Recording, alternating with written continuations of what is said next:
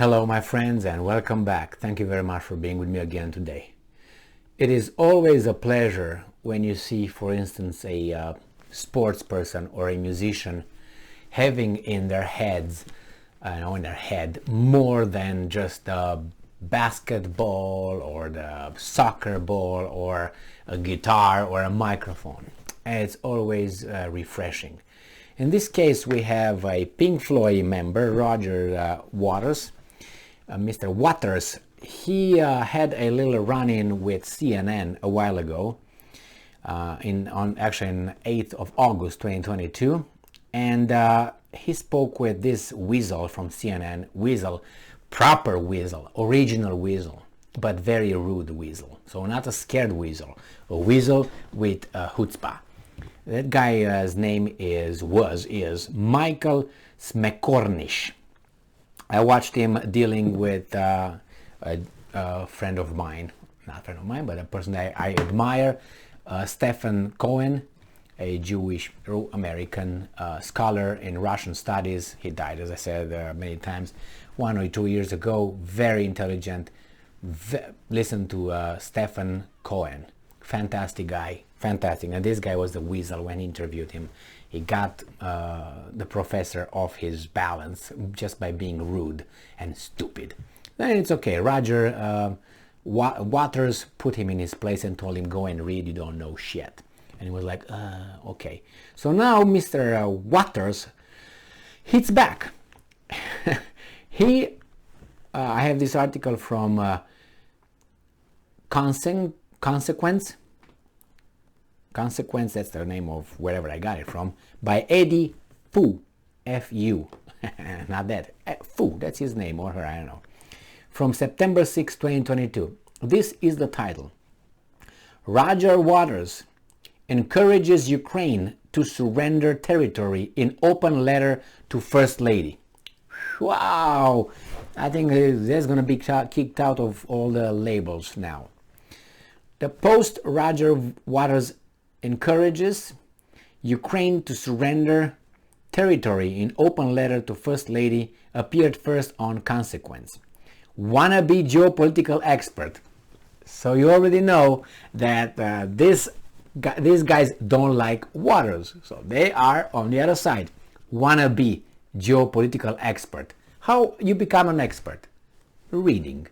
If I read more than you and I'm not a tard, then I should know more than you, at least information I should know. I should be an expert on something if I have information. So I don't know what's the problem. This person doesn't know how much Rogers knows or doesn't know.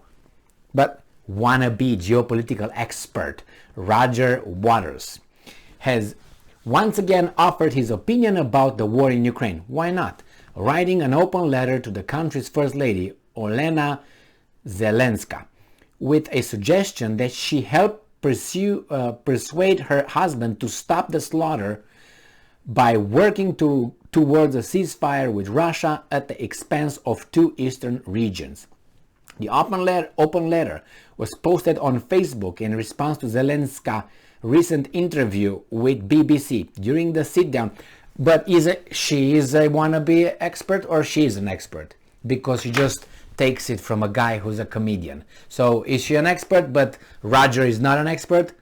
He pump and dump some expertise in her from his non-expertise.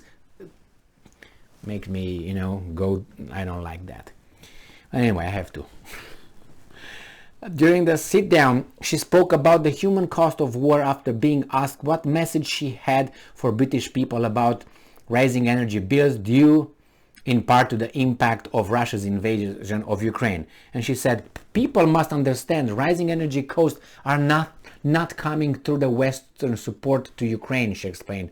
The prices are going up in Ukraine as well, but in addition, our people get killed. So when you start counting pennies,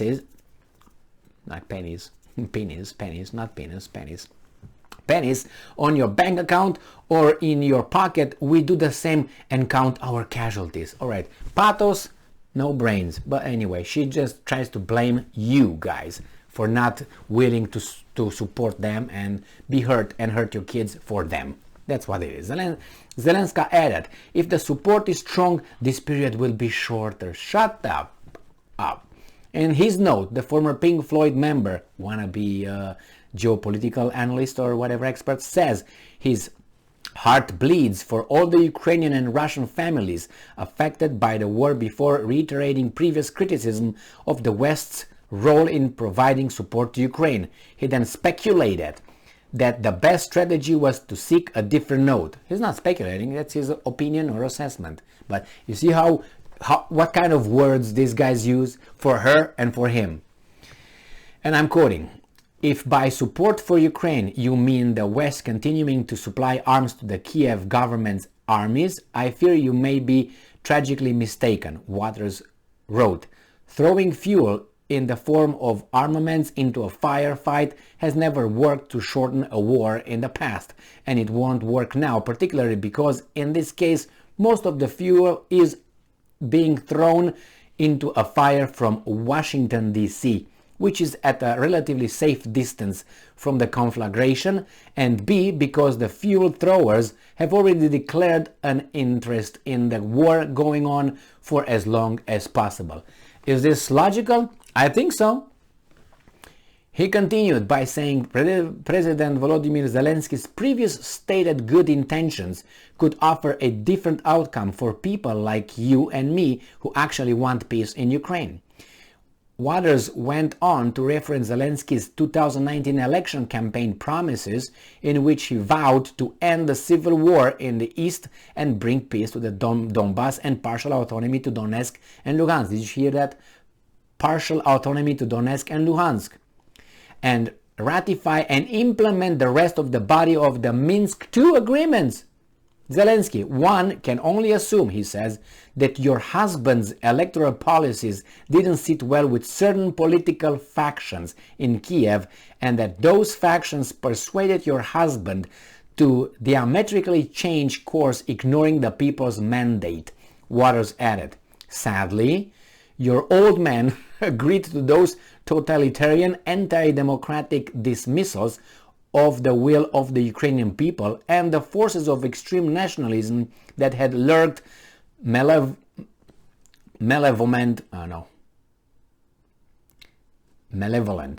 in the shadows have since then ruled the Ukraine.